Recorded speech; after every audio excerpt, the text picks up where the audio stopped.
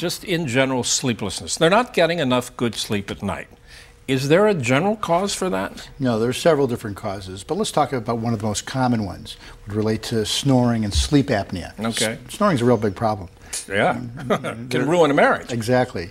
But snoring is really a piece of a larger picture, okay? Really to understand snoring, we really have to look at what goes on with breathing. So when a person breathes, air rushes through the back of your throat. As air flows through the back of your throat, it creates a negative pressure. That's called the Bernoulli effect. Whenever you have any kind of flow going through any kind of space, you're going to get this Bernoulli effect. And an example that you can relate to would be a shower. You know when you turn the shower on and the water flows, you know how the curtain sometimes pulls in towards the water? That's because there's a vacuum being created, this Bernoulli effect, from the flowing water.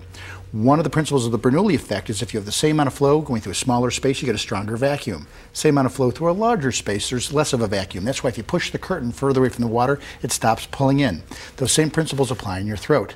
So imagine this being the back of your throat. Imagine this being your tongue. Your tongue starts right here, goes to the back of your throat, and goes forward. So this is your tongue in the back, starting in the back of your chin, goes to the back of your throat, and goes forward. So when you breathe, air rushes through this space. As air flows through this space, you get that vacuum. When you fall asleep, the muscles relax, your airway becomes more narrow, so there's a stronger vacuum. All right? That's true for everybody, but typically that increase is so small that it's negligible.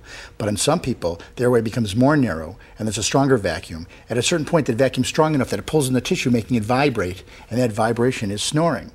At a certain point, the negative pressure is so strong that the airway will completely collapse. At that point, when a person's asleep, they're trying to breathe, but they can't. So there's a brief awakening. With the awakening, the airway opens up and breathing starts up again.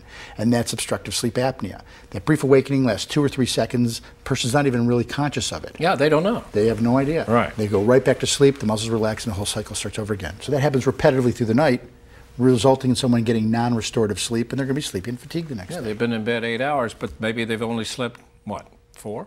Well, it may be the equivalent of, yeah. The equivalent of that?